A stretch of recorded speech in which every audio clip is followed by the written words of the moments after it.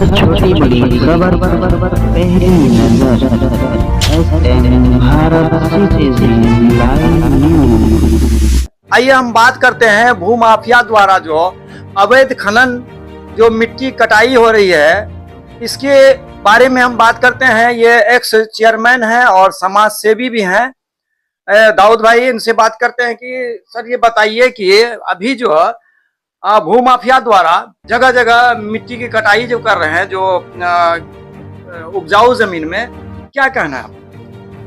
देखिए, जमीन अगर हमारी भी है, मेरी ही जमीन है, अगर हम मिट्टी की कटाई करवाते हैं अपने स्वेच्छा से तो भी हमको परमिशन लेना है। जो मिट्टी का कारोबारी है उसको परमिशन लेना है, उसको परमिशन के बाद ही मिट्टी का कारोबार करना है।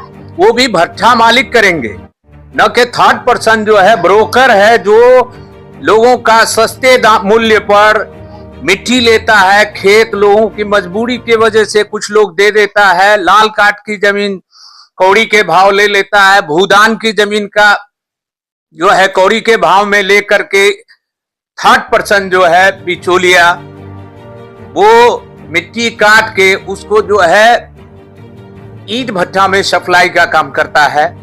परमिशन किसी को नहीं है और खनन विभाग सोया हुआ है। क्या प्रशासन को इसके पता नहीं है?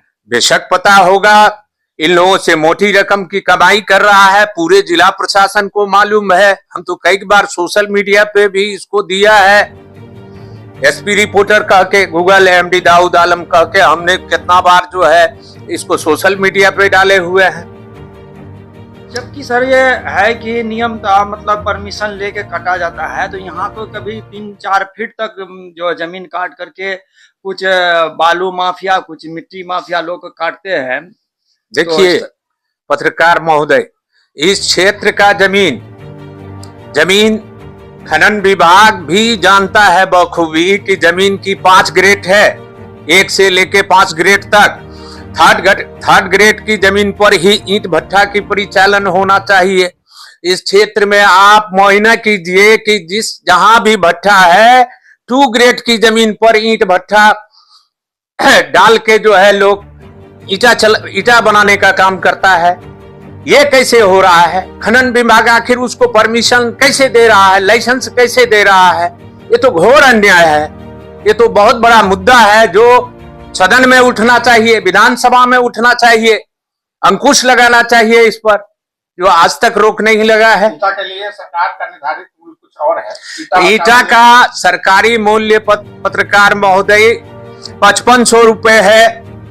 5500 न लेके आप 6000 में ही ईंट दीजिए, लेकिन यहाँ तो 11000 रुपया लेता है ईंट का, 500 रुपया कैरेज का लेता है। तब किसी को इंदिरा आवास के लोग कैसे, मतलब इंदिरा आवास के लोग जो है लाभार्थी इंदिरा आवास बना सकेगा?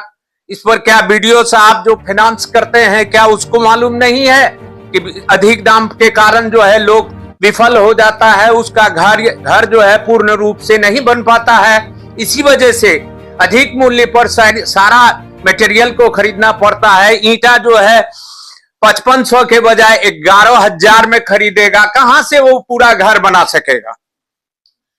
वो बनाने में विफल हो जाता है, उस पर उल्टे एफआईआर हो जाता है कि आपको इंदिरा आवास के लिए राशि दिया गया, रिकवरी का ऑर्डर आ जाता है, वो घर पूर्ण रूप से बना नहीं पाता है। रिकवरी होता है, कितने लोग फरार हो जाते हैं, घर से बेघर हो जाते हैं, वो अपना घर छोड़ के दूसरे जगह पलायन शिफ्ट कर जाते हैं केस के डर से। एक सवाल और है सर कि जो ईंट भट्ठा में कुछ बिहार से ही लेबर लोग आकर के जो काम करते हैं, क्यों ऐसा, क्या मामला है? आप जो बोले कि प्राय भट्ठों में कूच बिहार के लोगों को देखा जा रहा है, तो कूच बिहार का स्टोरी यह है कि कूच बिहार में भी धनहर जमीन थी। वहां इतना कुकुर मुत्ते के तरह ईंट भट्ठा खुला कि लोग एक कटाया तो दूसरे के मजबूरी हो गई कि इसका समतल जमीन हो गया तो हम भी कटा लें। परत दर परत जो है लोग कटाते गया, वो क्षेत्र जो है आज बंजर भूमि बन गया है। 7 फीट 8 फीट जो है मिट्टी की कटाई हो गया, न वहां और ऐरा उबड़ा खाबरा गढ़ा होने के कारण न जो उस पर कोई खेती कर पाता है, न मछली पालन कर सकता है, चूंकि समतल जमीन तो है नहीं। वहां के लोग को विवश होके अन्य जिलों में पलायन करके ईंट भट्ठे में आज के डेट में पथाई का काम करता है, कोई ढुकाई का काम करता है। और कूच बिहार में रोजगार का कमी है, जिसके कारण हमारे क्षेत्र में अन्य क्षेत्र में जाके लोग जो है ईंट भट्ठे में पथाई का काम करता है, वहां बंजर हो गया भूमि। तो यहाँ के लोग तो पलायन कर रहे हैं दूसरी जगह जाना। पलायन, यहाँ के लोग आज पलायन कर रहे हैं। यहाँ भी यही स्थिति रहा तो यहाँ के लोग भी दूसरे जगह पलायन करेंगे।